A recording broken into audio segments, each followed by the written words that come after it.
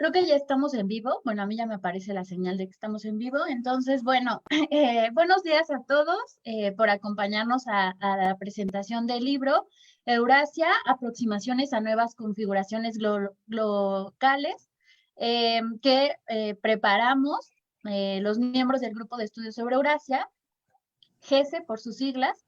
Les avisamos que empezamos en breve, en unos 5 minutos, entonces para que nos aguarden, ¿vale? Muchas gracias.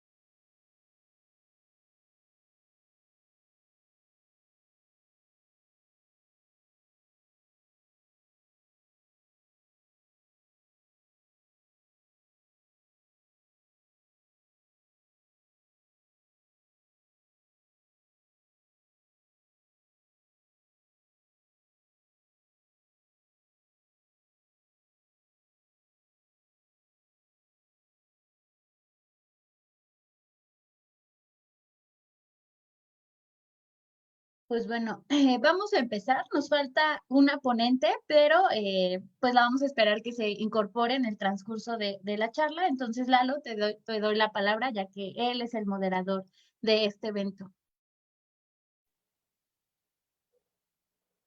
Sí, Edith, muchas gracias por el apoyo logístico y muchas gracias a Cintly y a Pamela por asistencia y pues a todos los que nos están viendo vía Facebook Live, donde estamos transmitiendo este evento que es de particular importancia porque es la presentación del primer libro de este colectivo, de este grupo de jóvenes investigadores, el grupo de estudios sobre Eurasia.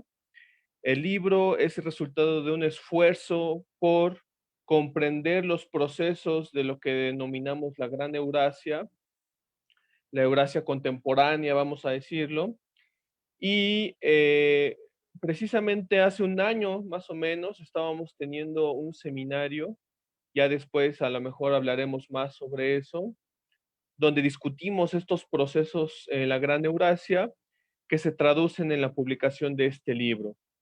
Este libro es publicado por la editorial Palabra de Clio y bueno, consta de numerosos capítulos, de los cuales algunos de ellos vamos a presentar, además de que en esta presentación idealmente también vamos a compartir la experiencia que nos llevó a publicar este libro, ¿no?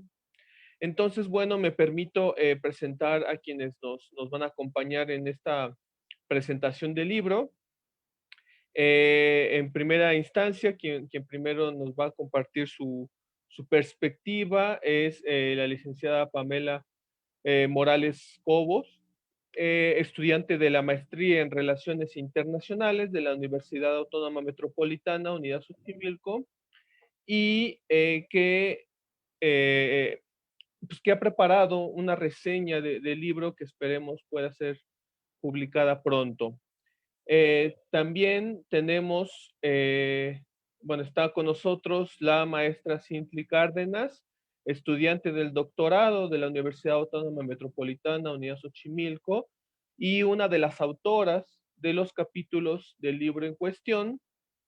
Y también tenemos, por último, se acaba de incorporar, la doctora Graciela Pérez Gavilán Rojas, quien nos va a compartir pues su perspectiva sobre la lectura de este libro. Entonces, bueno, sin más preámbulo, voy a ceder la palabra a Pamela para que nos puedas compartir tus perspectivas sobre el libro, y a quienes nos están viendo vía el Facebook, les invitamos a que si tienen dudas sobre lo que vamos diciendo en la presentación de este libro, las puedan escribir en la transmisión del Facebook. Adelante, Pamela, tienes la palabra. Gracias, muy buenos días a todos. Les voy a compartir mi pantalla. No sé si ya se ve por ahí. Bueno, primeramente quiero agradecerle al maestro Cili por la confianza de permitirme ser partícipe de esta lectura de esta obra y poder reseñarla. Mi participación la quiero dirigir hacia dos públicos. La primera audiencia sería la especializada. Me refiero a los internacionalistas, politólogos, economistas, entre varias áreas por ahí de las ciencias sociales. ¿Qué es lo que van a encontrar en este libro? Bueno, para empezar es un abordaje muy fresco porque son investigadores jóvenes de universidades de las más importantes del país y que además, como les comentaban, son miembros del grupo de estudios sobre Eurasia, el GC. Entonces son unas nuevas perspectivas que me parecen bastante interesantes cómo abordan los temas. Lo hacen de una manera muy didáctica, muy dinámica, y las temáticas son variadas, van desde temas sociales, comerciales, laborales, de esta región que es considerada pues el epicentro mundial de las relaciones económicas y políticas. Para que se den una idea, Eurasia representa el 65% del PIB mundial, son 90 países, y son también 72.5% de la población. Y como para que puedan contrastar un poco, América Latina y el Caribe, según la CEPAL, es solo el 8% del PIB global. Entonces ahí más o menos se pueden dar una idea de lo que esta región implica, y de ahí la importancia geopolítica de estar atentos y no perder de vista esta región. Y si bien este libro está pensado en el ámbito académico, pues no está peleado con el público en general. El lenguaje que ocupan los autores es muy claro y explican parte de los antecedentes, haciendo amable la lectura a las personas que no están familiarizadas con estos temas. Incluso hay quienes hablan desde sus propias experiencias en los países que abordan, y pues evidentemente no hay mejor investigación que cuando se conoce de primera mano al sujeto de estudio. Entonces muchos quizás piensen que esta región está muy alejada de nuestro país, que no tiene nada que ver, pero conforme va avanzando la lectura van a notar que las historias pueden situarse en cualquier parte del mundo y que son un marco de referencia para afrontar estas situaciones desde nuestra propia perspectiva. No les quiero contar el final de cada una de las investigaciones, sino más bien quiero decirles brevemente de qué tratan estas para que se animen y vean el final de esta investigación. Y pues que vean que cualquier parecido con la realidad que estamos viviendo pues no es para nada una coincidencia. La obra la segmentan en 4 temáticas, que es autoritarismo, cooperación, identidad y narcotráfico y salud pública. La primera sería de autoritarismo, donde Jacqueline Briceño nos habla de la lucha contra las drogas en Filipinas, donde está la presión del presidente Rodrigo Duterte sobre la policía para rendición de cuentas, que se terminan fabricando casos. Súmenle que les dan bonos equivalentes a entre 3,000 y 6,000 pesos mexicanos por detenido. Entonces, pues no hay miramiento para las detenciones extrajudiciales y muchas veces terminan ejecutando a personas inocentes sin haberles comprobado que estaban relacionados con las drogas. Posteriormente, Eduardo Siria Pango nos describe las luchas de trabajadores chinos que buscan mejoras en sus condiciones laborales. Se enfoca en el caso de la fábrica Xinjiang Technology Company, donde se quiso formar un sindicato y les costó que los despidieran, y aparte de que los despidieron, hubo por ahí personas que se enteraron en otras ciudades de este caso, y con todo y que eran activistas simpáticos, terminaron siendo reprimidos por el gobierno. En el rubro de cooperación, Edith Montes nos narra sobre cómo Corea del Sur apuesta a una educación internacionalizada, la importancia de atraer a los estudiantes, les dan todas las facilidades, incluso para que cuando terminan sus estudios vayan al país a residir. Y les hablo de esta importancia porque compañías de relevancia mundial, como podría ser Samsung, han abierto centros educativos para atraer a más estudiantes de otros países. Así que si alguien quiere estudiar en el extranjero con todas las facilidades, esta sería una buena opción. Vean que ofrece por ahí la Embajada de Corea del Sur a los mexicanos, porque son bastante buenas las becas y las facilidades que les dan. También en el rubro de cooperación, Ornella Garelli investigó sobre la colaboración de Japón e India y nos explica cómo al ayudar a la potencia emergente, en este caso India, Japón a la vez contribuye a su propia seguridad y prosperidad, y no lo ve como nada más un mero receptor de esta ayuda, sino Japón ve a India como su socio, lo ve como a su par. Y es una nueva modalidad de cooperación entre países sur-sur. Y pasaremos a la parte de identidad. Quien abre por ahí esta sección es Adiel Sánchez, y plasma la importancia de la industria de la música en Japón. Él se enfoca en los cánticos de guerra que estaban en 1894 y 1895 y que posteriormente se retomó entre 1931 y 1945 en el ejército. Entonces, cuando acaba la Segunda Guerra Mundial, Japón busca elementos para unión nacional y encuentra que la música militar, que la música de guerra, es uno de estos elementos que les puede ayudar. Entonces, estos cantos militares empiezan a utilizarse en escuelas, se utilizan en películas, y ahorita pues ya son parte de la identidad japonesa. Y bueno, como les decía que es un libro innovador, pues no pueden faltar el análisis de las redes sociales y cómo se participan en ellas. En este caso, la comunidad LGBTQ.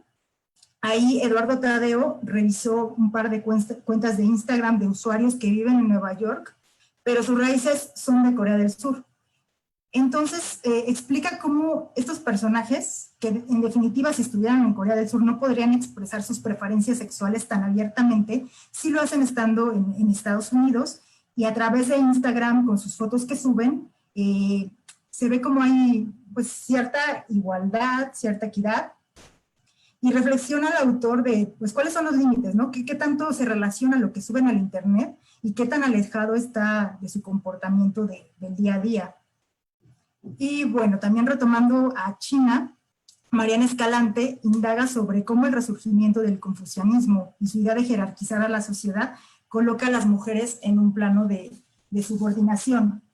Y aunque esta potencia poco a poco va afianzando un papel pues, importante en la arena internacional, a la fecha siguen encontrando en grandes ciudades, no en la parte rural, sino en grandes ciudades, en las grandes ciudades de este país, que hay una especie de, digamos, de mercados, donde los papás llevan las fotos de sus hijas, su descripción, para buscarles pareja, así como el Tinder, pero de tiempos antiguos.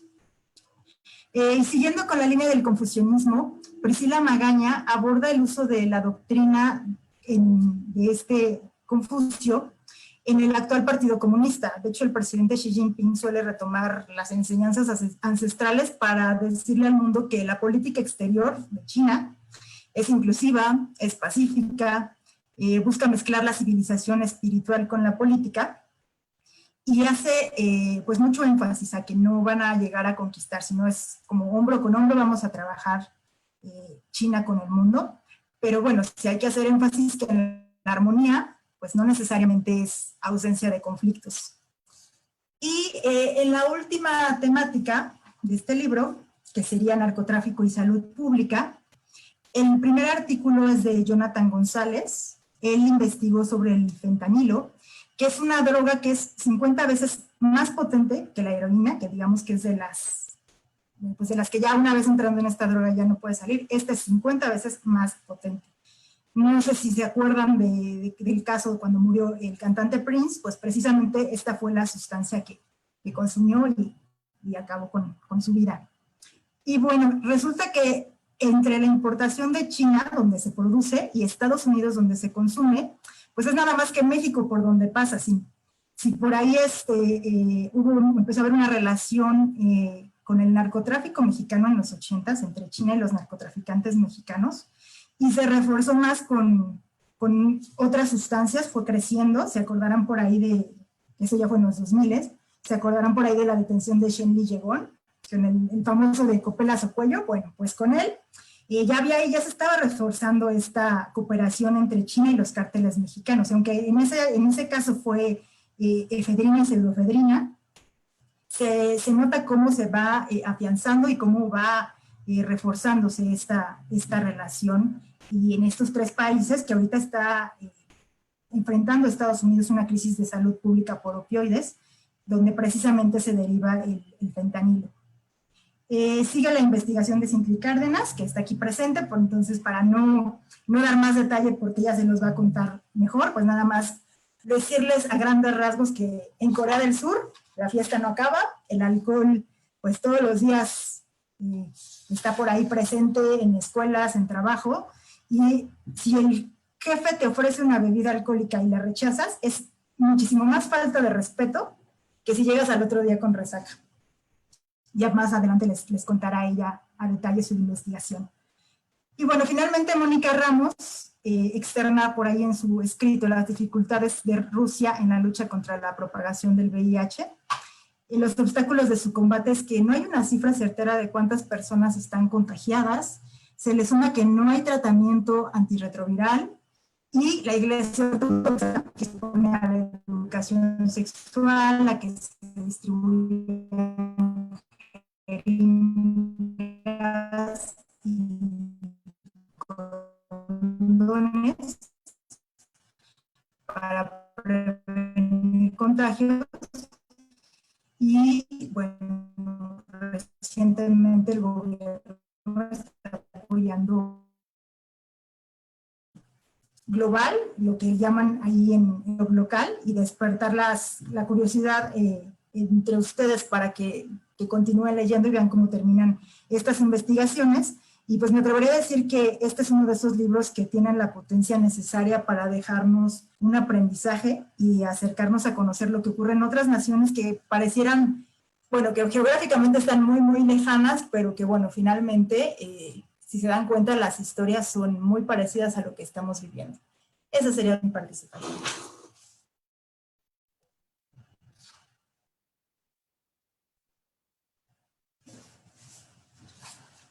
Muchas gracias, Pamela, por tu reseña tan importante. Bueno, y ahora cederé la palabra a Cintly Cárdenas, una de las autoras del libro, como ya expuso Pamela, autora de un capítulo que tiene que ver con el alcoholismo en Corea del Sur. Y después le cederé la palabra a la doctora Graciela Pérez Gavilán, que ya se nos incorporó, para que nos dé sus comentarios. Adelante, Cintly.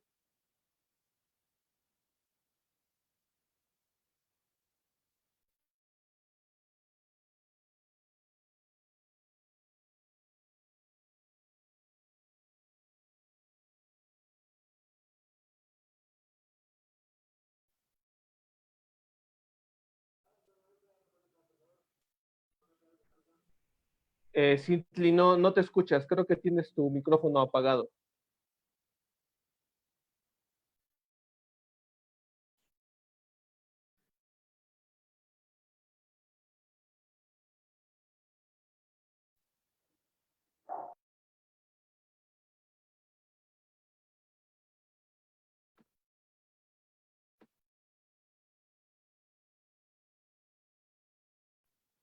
Listo, ¿ya me escuchan? Ya. Perfecto. Muchas gracias a todos los presentes y también a Eduardo por la invitación a la Maestría en Relaciones Internacionales de la UAM. Y puedo decir que como autora de uno de los 11 capítulos que comprende este libro, tan completo y tan diverso, mi participación en este espacio se divide en dos partes. En la primera parte abordo el proceso de concepción y nacimiento de este proyecto de libro que ha ido a la par de la consolidación del grupo de estudios sobre Eurasia. Y en la segunda parte hablo propiamente del capítulo de mi autoría titulado Entre convivencia y dependencia, una mirada a la cultura del consumo del alcohol en Corea del Sur, que forma parte del bloque temático de salud pública. En el proyecto, en las experiencias de colaboración, la primera reunión grande que tuvimos varios de los autores de este libro e integrantes del grupo de estudios sobre Eurasia fue en el marco del evento anual de la Asociación Mexicana de Estudios Internacionales, de la MEI, celebrado en Zapopan, Jalisco, en el 2018. Como podrán ver en la foto, somos varios de los participantes en el libro. Y en uno de los espacios de comida nos reunimos los interesados, no solo para conocernos, para presentarnos, sino también para plantear el proyecto de este libro. Iniciativa también de Eduardo Chili, quien llevó a buen puerto este proyecto como coordinador. En esta reunión se buscaba que las temáticas a desarrollar fueran innovadoras para México y para América Latina, en el sentido de desarrollar conocimiento más allá de los temas que suelen escribirse sobre Eurasia, como los casos de estudio relacionados con la economía, con la política, relaciones internacionales, seguridad, entre otros. Entonces acordamos retarnos a nosotros mismos, salir un poco del contenido tradicional y entonces desarrollar temáticas alternativas sobre aspectos de salud pública, de identidad, de cooperación en internacionalización, crimen organizado, entre otros temas que contemplan diferentes marcos de análisis e incluso otros actores nacionales e internacionales, como se muestra en el libro. Después de varios diálogos, acordamos que el eje central del libro sería analizar fenómenos locales en países de Eurasia que tuvieran a su vez repercusiones globales y viceversa, en una especie de interrelación de muchos elementos nacionales con lo global. Así que el eje de glocalización fue el que dibujó las pinceladas de este ejercicio reflexivo y de investigación. Varios expresamos nuestro interés de participar y acordamos reunirnos para retroalimentar nuestros proyectos en algún momento del año pasado, del 2019, en una especie de seminario interno, y fue un evento que sucedió gracias a las gestiones de nuestra compañera Edith Montes Incín, quien consiguió un espacio en la Universidad Anáhuac Campus Sur en julio de 2019. Y fue ahí donde expusimos avances de nuestros capítulos, donde recibimos retroalimentación de los colegas en un ejercicio de nuestros contenidos, aclarar otros más y abundar un poco en ciertas temáticas. Y en dicho evento acordamos fechas límites para enviar el manuscrito, porque el escrito completo se envió a la editorial Palabra de Clio, gestiones también de nuestro coordinador del libro, Eduardo Chili. Se envió el manuscrito final en el mes de febrero de este 2020. Y a la par de este proceso, también acordamos participar en otros eventos académicos como Grupo de Estudios sobre Eurasia, para iniciar así a darnos a conocer entre la comunidad académica del país. Y fue así como en pocas palabras se desarrolló este proyecto. Por supuesto que el proceso de escribir temáticas diferentes constituyó un reto para más de uno de los autores, más de uno de nosotros. Incluso los manuscritos pasaron por un proceso de revisión y edición, pero veo que ha valido la pena con el producto que estamos presentando el día de hoy. Este esfuerzo conjunto ya está materializado. Es el primero de muchos, que espero que sean muchos proyectos que saldrán a la luz de parte de este grupo de estudios sobre Eurasia, que ahora cuenta con 23 integrantes provenientes de distintas universidades y entidades del país. No tenemos una foto todavía con todos los integrantes del grupo, pero pues esta es una de un evento al que asistimos algunos de nosotros y algunos de los autores del libro. Y ahora bien, en el aspecto ya del capítulo que escribí sobre la cultura del consumo de bebidas alcohólicas en Corea del Sur, pues debo decir que el capítulo surgió por curiosidad, después de vivir en Corea del Sur como estudiante, primero de intercambio y después de maestría. Y cuando llegué por primera vez a Seúl, me resultó sorprendente observar a personas claramente alcoholizadas en la vía pública, en el transporte público, en la calle, en otros lugares a lo largo de la noche. Y una vez que entré a la universidad, también me llamaba la atención la naturalidad con la que mis compañeros y otros universitarios bebían en las cenas después de clase. Es muy común después de clase reunirnos a cenar y acompañado pues, con alguna bebida, ¿no? Luego supe que el alcohol es un ingrediente fundamental en el estilo de vida de los surcoreanos. Y al paso del tiempo, pues también me fui adaptando a este tipo a este ritmo de vida. Y a pesar de asimilar estas prácticas de consumo como parte de la vida urbana en Seúl, pues de todas maneras no dejaba de preguntarme sobre qué tan normal es el beber de manera frecuente e incluso de manera excesiva, ya que pues el beber en Corea del Sur tiene sus rituales, tiene sus nombres, y el beber de manera excesiva tiene sus orígenes precisamente en los momentos en que Corea del Sur entró de lleno a la industrialización y al trabajo, pues jornadas de trabajo muy, muy arduas para complementar su desarrollo económico. Esto generó niveles de estrés, la cultura corporativa del trabajo es jerárquica, entonces una manera de romper el hielo entre los compañeros es precisamente con estas reuniones. De hecho, forman parte de la vida laboral en Corea del Sur. Varios elementos positivos le son adjudicados al alcohol, como el que reduce inhibiciones, el fortalecer vínculos personales, el reforzar la misma identidad del grupo, favorecer la comunicación, liberar el estrés, entre otros elementos muy positivos, pero no fue sino hasta que observé notas de medios internacionales sobre las altas cantidades de alcohol consumidas por los surcoreanos y algunos estragos sociales, económicos, algunos estragos de salud, entre otros, provocados precisamente por los niveles de consumo. Entonces aquí mi curiosidad académica por estudiar este aspecto de la sociedad surcoreana aumentó, y fue definitivo cuando me enteré que el alcohol es considerado precisamente un problema de salud pública mundial, ya que actualmente su consumo causa aproximadamente 3 millones de muertes. Y el elemento global local, es que la dependencia al alcohol es considerado como problema de salud pública por los altos costos sociales que produce a los países. Corea del Sur no es la excepción. Hay cerca de 1.6 millones de personas catalogadas como alcohólicas, que es el 3.2% de la población del país. Y en los últimos datos de 2015, 4.746 personas por cada 100.000 habitantes fallecieron por enfermedades relacionadas con el consumo del alcohol. De esta cantidad, 1.6 millones de personas son específicamente los jóvenes entre 20 y 29 años, quienes están más propensos a padecer de dependencia al alcohol en comparación con otros grupos de edad y sexo.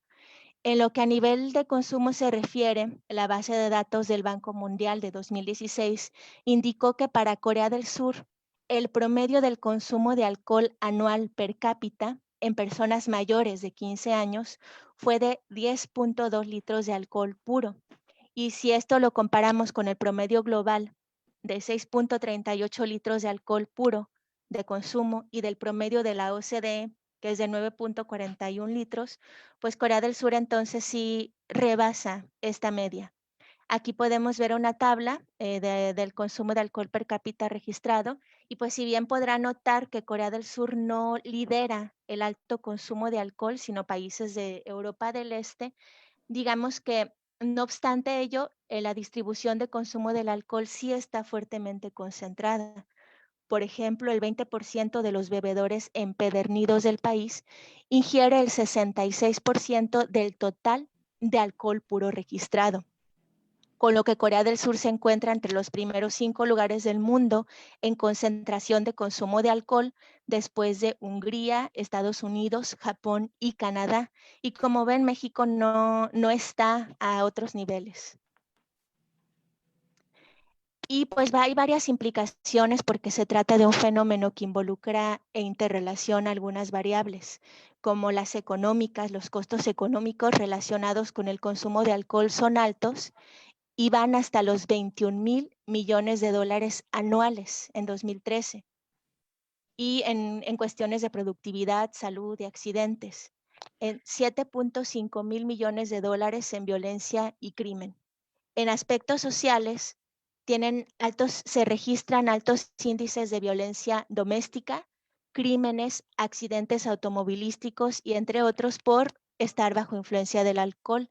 En los laborales se destaca la baja productividad de los trabajadores, y de salud hay enfermedades infecciosas como la tuberculosis y el VIH-Sida, cardiovasculares en el hígado y algunos tipos de cáncer como es el cáncer de páncreas, el cáncer de hígado, de estómago, etcétera. Esta cultura de consumo de bebidas alcohólicas con sus múltiples consecuencias no han pasado desapercibidas por expertos, grandes empresas, el gobierno, organismos internacionales responsables de monitorear temas de salud como la Organización Mundial de la Salud y la OCDE, por lo que en el aspecto internacional Corea del Sur sí está comprometido con la Organización Mundial de la Salud y se circunscribe en la estrategia mundial para reducir el uso nocivo del alcohol, negociada esta estrategia y acordada en 2010 entre los países miembros. La metodología de esta iniciativa consiste en la sugerencia de políticas e intervenciones para la reducción del consumo nocivo de alcohol.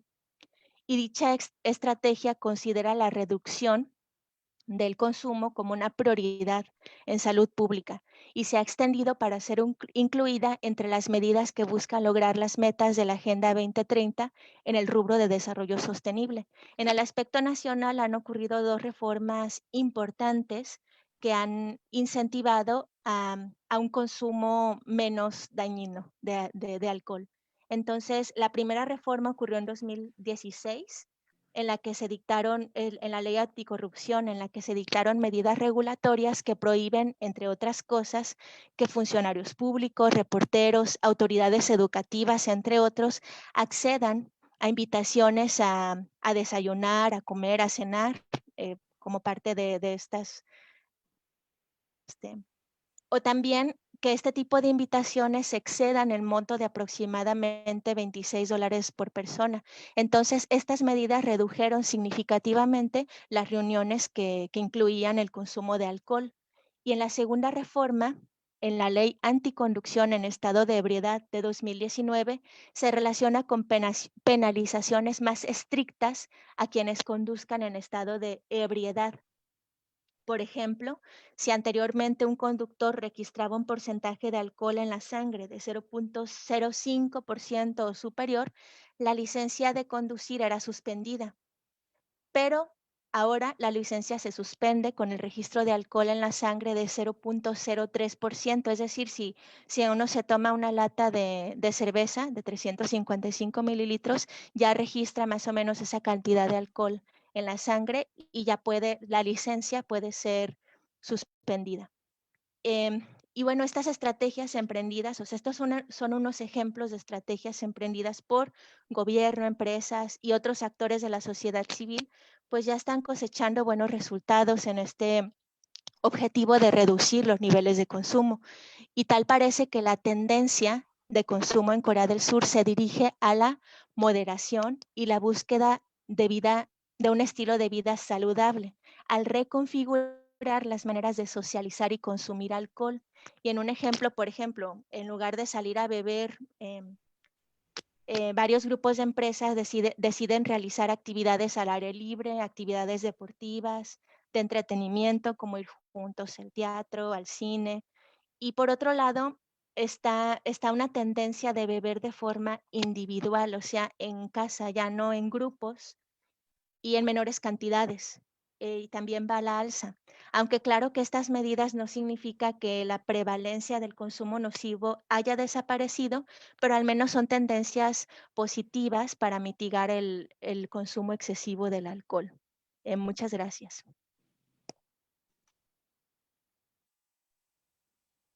Muchas gracias, Cintli, por tu muy interesante presentación y que de hecho me permite a mí invitar precisamente a la lectura pues de la obra, porque parte del esfuerzo que se quiso hacer en este libro era precisamente traer al conocimiento del público latinoamericano, mexicano, este tipo de procesos que a lo mejor no estamos muy conscientes que pasaban.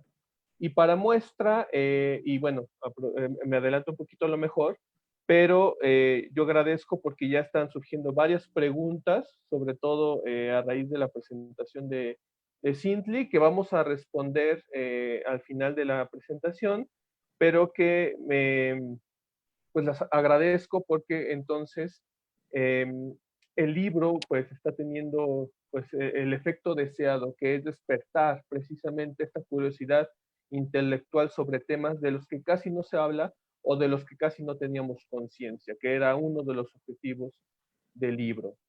Y bueno, para ir terminando la presentación de este libro y cerrar con broche de oro, daría la palabra a la doctora Graciela Pérez Gavilán Rojas, profesora investigadora de la Universidad Autónoma Metropolitana de Unidad Xochimilco, quien nos va a comentar sus perspectivas sobre el libro. Adelante, doctora. Ante todo, muchas gracias, Eduardo, por la invitación a comentar este libro que realmente me parece muy creativo. Es un texto innovador, un texto muy versátil que agrupa diferentes temáticas disímiles pero interesantes y da respuesta al conocimiento de esta importante y estratégica región, que es la región de Euroasia. Este libro de Euroasia, Aproximaciones a nuevas configuraciones locales, me parece que centra en dos ejes muy importantes el análisis. Uno, ubicar la región. La región de Euroasia, que ha sido históricamente un centro fundamental del comercio, el centro de la cultura, por ahí ha pasado ruta de la seda, desde Alejandro Magno, los turcos, los mongoles, los persas, todo el Renacimiento, la ruta hacia Asia de comercio, Primera y Segunda Guerra Mundial, el gran juego entre Inglaterra y Rusia por esta zona. Y hoy es una zona no solo que cruza un mapa de oleoductos muy importante y gasoductos, sino bueno, también está presente la nueva ruta de la seda, franja y ruta, que impulsa China. Me parece que es muy importante que se dé atención a esta región, sobre todo con el otro eje, que es lo local. Cómo hay un gran impacto en esta zona de lo local hacia lo global, y de lo global, obviamente, a lo local. Pero el conocimiento de temas tan disímiles, tan diversos, tan interesantes que nos han presentado los comentaristas y que realmente engloba el libro, me parece una visión francamente interesante, bastante apetitiva para las personas que tengan curiosidad por ver cuáles son los fenómenos que se están desarrollando en esta zona tan importante. En esta zona y esta región que Eduardo Chili excelentemente analiza, no solo desde la concepción de Halford Mackinder, el corazón del mundo, el pivote, sino nos da una nueva concepción, la retoma, sobre el concepto de la Gran Eurasia.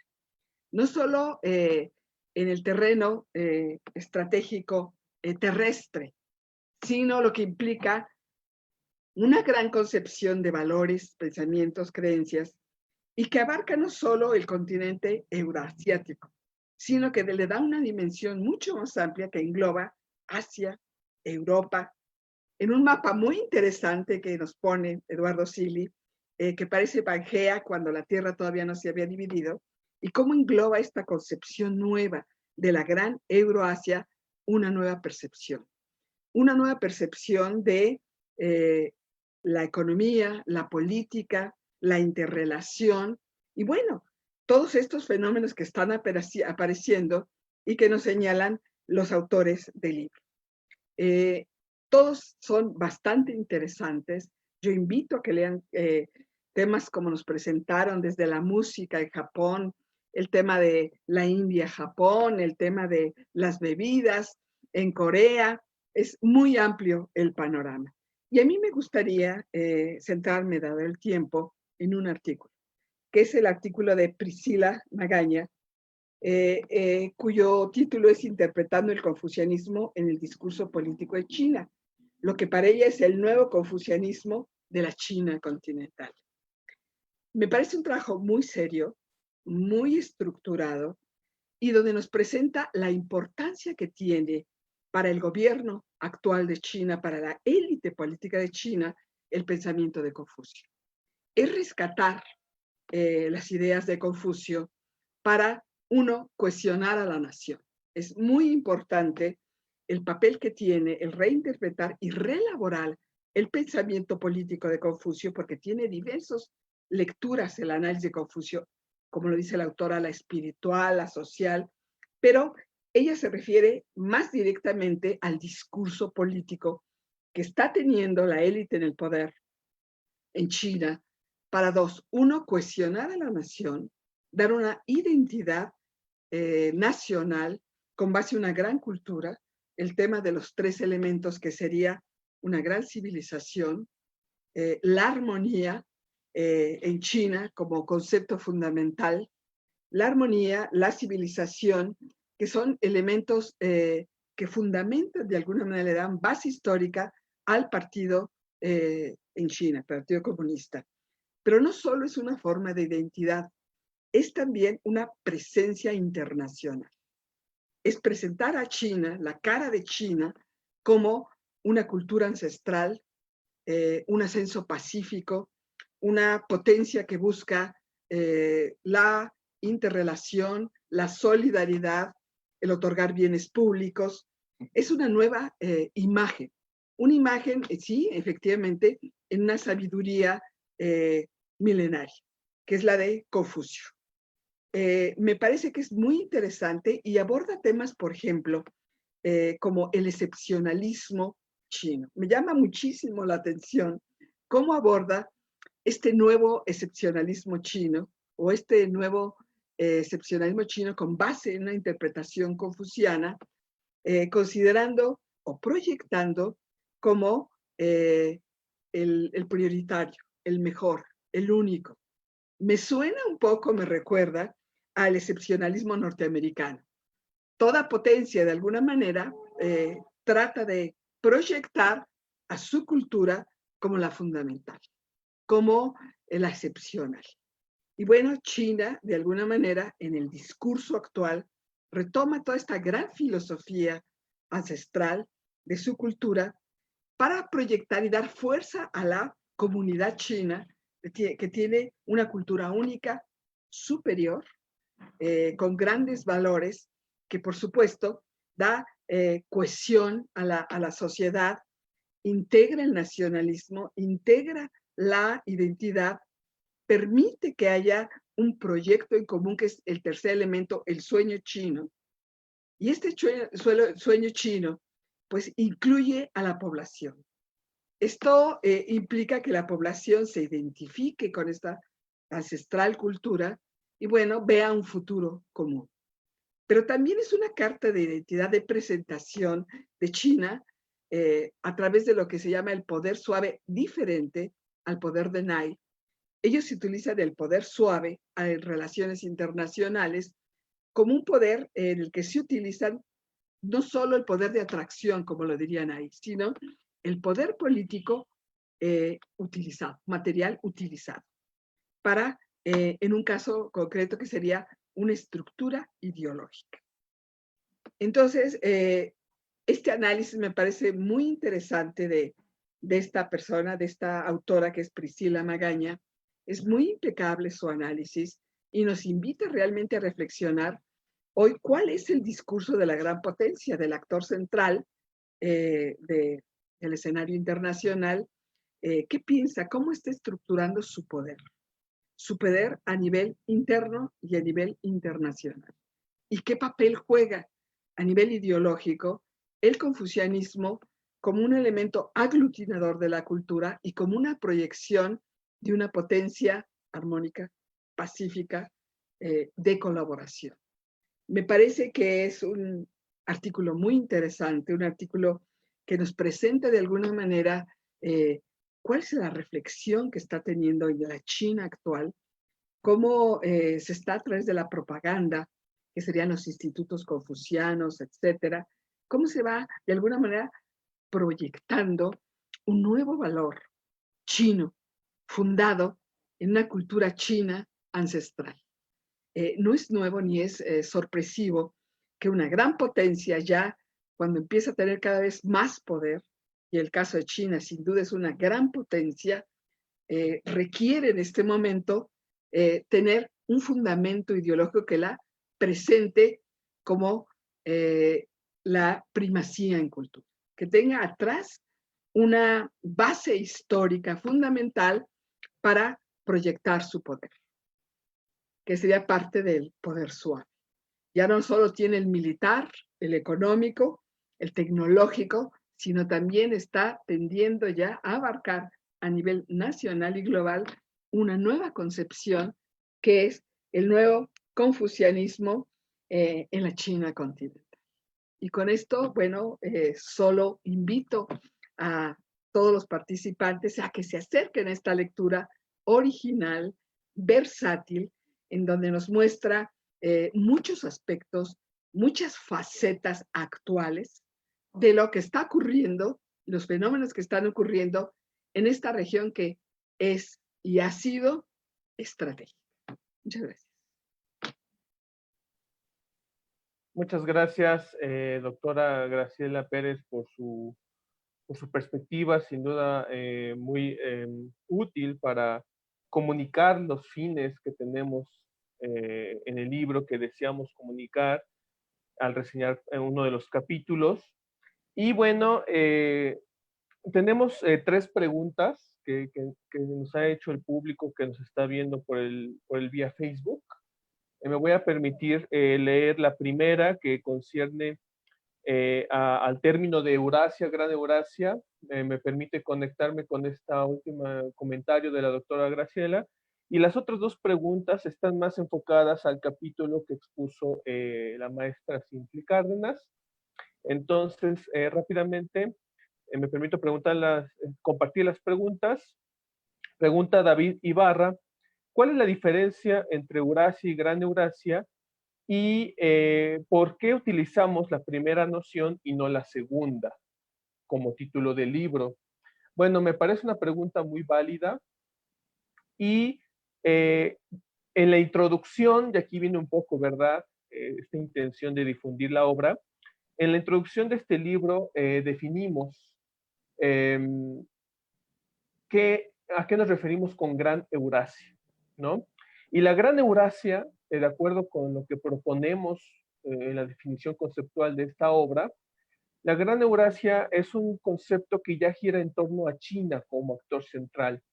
Cuando la Eurasia, el concepto viejo tradicional, emanado de las corrientes euroasianistas, rusas y turcas, tenía a Rusia como actor central, que es a lo que se refería la doctora Graciela Pérez, con base en la obra de Halford Mackinder y estas nociones de la geopolítica tradicional. En esta obra proponemos la utilización del concepto de Gran Eurasia como el lugar donde están sucediendo los principales procesos globales contemporáneos y cuyo actor central, no el único, ciertamente no el único actor importante, Rusia no ha dejado de ser importante, pero digamos que China le brinda este nuevo significado porque permite conectar a regiones que a lo mejor antes estaban desconectadas por la lógica de la vieja Eurasia. Particularmente estoy hablando de la conexión entre el sureste de Asia y el Asia central y la Europa oriental, el sur de Asia también, e incluso el Pacífico, ¿no? Entonces, se amplía mucho. ¿Por qué utilizamos la primera noción? Porque parte de la intención, pues obviamente de la obra era presentarnos a nosotros como grupo, y el grupo de estudios sobre Eurasia, apela a comprender los procesos en una región particular. Geográficamente hablando, digamos, estamos estudiando Eurasia, pero conceptualmente hablando estamos estudiando a la Gran Eurasia, ¿no? Entonces, un poco para aclarar esa inquietud.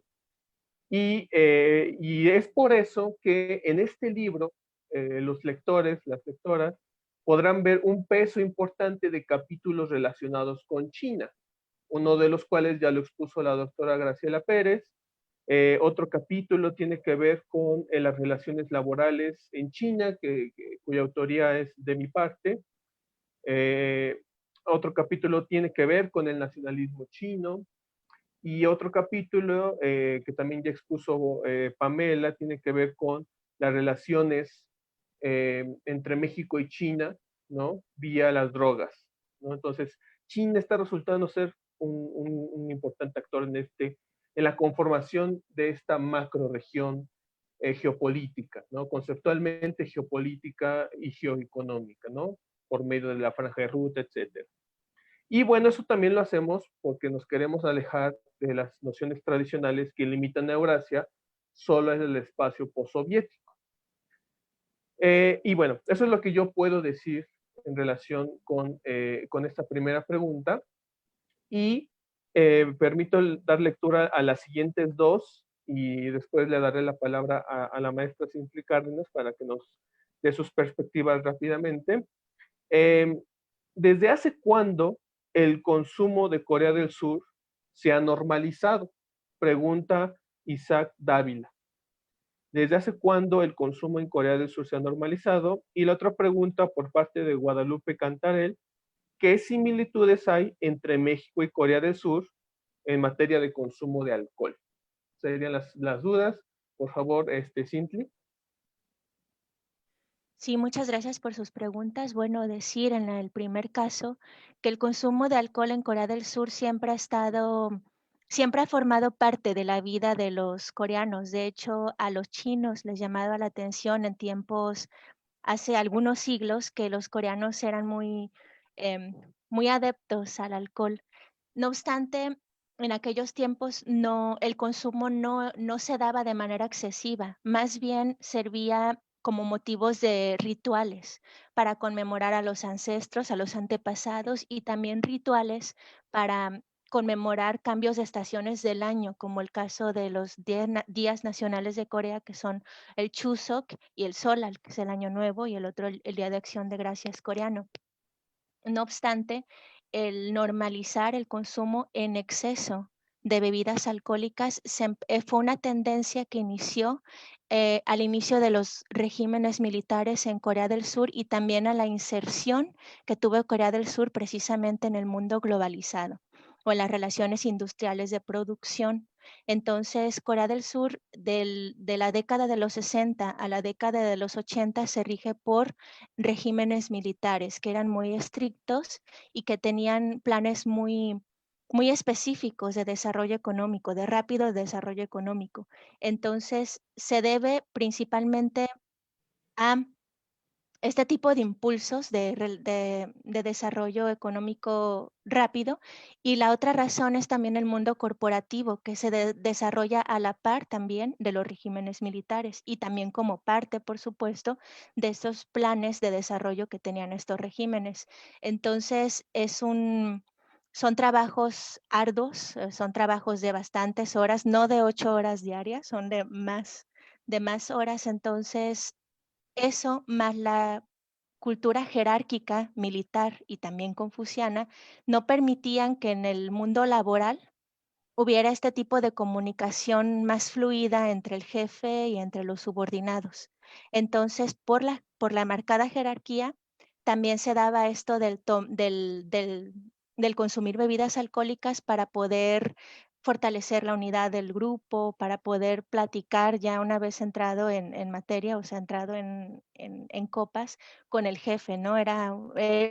Fue un espacio más como de interacción, y también se dio, pues sí, para mejorar la comunicación, para cerrar tratos, incluso es parte, o sea, ya está cambiando, y la tendencia está cambiando, pero el tomar con los colegas de trabajo, de hecho, era parte o es parte todavía inherente a la cultura de la empresa. Es casi una obligación el asistir. Y en este sentido, me permito responder la segunda pregunta de las similitudes entre México y Corea en el consumo del alcohol. Y pues el motivo de reunirse para consumir el alcohol es la principal similitud, porque tanto en México como en Corea se consume el alcohol con fines sociales. No obstante, sí es un poco diferente en el caso de Corea del Sur. Por ejemplo, en el aspecto legal del consumo del alcohol, sí hay restricciones de edad, pero no hay restricciones de horario como aquí en México, o de lugares. Por ejemplo, aquí en México no podremos consumir alcohol en frente de tiendas de conveniencia o incluso en la vía pública. Y en Corea sí es posible hacer eso. Entonces, sí es lo que podría responder a estas dos preguntas. Muchas gracias. Muchas gracias, Cintli, por responder las preguntas y permitir ahondar en este tema tan interesante. Y así como el asunto del tema del alcoholismo en Corea del Sur, en la obra en general, pues toca temas, repito, muy particulares que a lo mejor pueden permitir despertar la curiosidad, ¿no? No sé si a lo mejor sepan cuáles son las relaciones entre un partido que se autodenomina comunista y los trabajadores en un país formalmente socialista, pues son muy conflictivas. Cómo se gestiona en la lucha contra el SIDA en países como Rusia, por ejemplo, qué implicaciones tiene la gestión de un presidente tan autoritario como Duterte en Filipinas, etcétera, ¿no? Entonces, la obra apuesta por comunicar este tipo de cuestiones. Y bueno, rápidamente me permito leer otras preguntas que nos hacen llegar. Agradecemos mucho las preguntas y el interés que ha despertado a la presentación de este libro. Pregunta Isaac Dávila, ¿qué tan común son los estudios de Eurasia en México desde la perspectiva del libro? Esa es una pregunta muy importante, porque si bien existen importantes esfuerzos para abordar el estudio de Eurasia, particularmente desde la Universidad Autónoma Metropolitana Unidad Xochimilco y desde el Colegio de México en segunda instancia. Los estudios se han centrado, se han sobreconcentrado, por así decirlo, en estudios de geopolítica, de seguridad y de relaciones internacionales. Y por eso también un poco la intención del libro era ampliar esa perspectiva. No nos vamos a detener aquí, me gustaría destacar, el grupo de estudios sobre Eurasia ya está preparando otros proyectos donde vamos a seguir abordando el estudio de esta macrorregión, con la intención precisamente de contribuir más al conocimiento en español, ¿no? Para el público mexicano y obviamente latinoamericano. Y bueno, otra pregunta de Javier Agüero menciona que si podríamos ahondar sobre las vías de comunicación terrestre, una inquietud que le surgió a partir de la lectura del libro de Frankopan. No sé si ustedes sepan que el libro de Frankopan precisamente habla sobre la ruta de la seda, tanto antigua como la nueva. Son dos obras que tiene publicadas, ya están en español, muy importantes. La doctora Graciela Pérez Gavilán hizo referencia precisamente a un evento que, según Peter Frankopan, inaugura la ruta de la seda, que es el viaje, ¿no?, de Alejandro Magno, ¿no?, desde Macedonia hasta el Indus. Bueno, las vías de comunicación terrestre no han dejado de ser importantes y para muestra la intención de China de reconstruir la infraestructura continental por medio de la vía franja y ruta.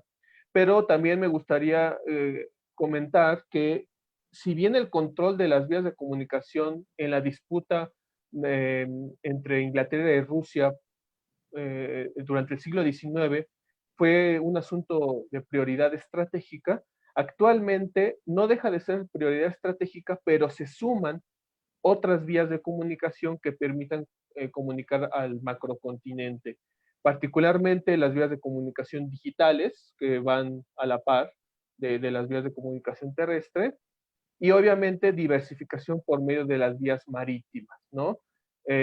Parte también de comprender qué tan o cuál es la trascendencia de las dinámicas de la Gran Eurasia, es ubicarnos a nosotros como mexicanos, a nosotros como latinoamericanos, en las dinámicas euroasiáticas que podría decir que son globales y a la vez locales, ¿no? Como el nombre del libro sugiere, ¿no?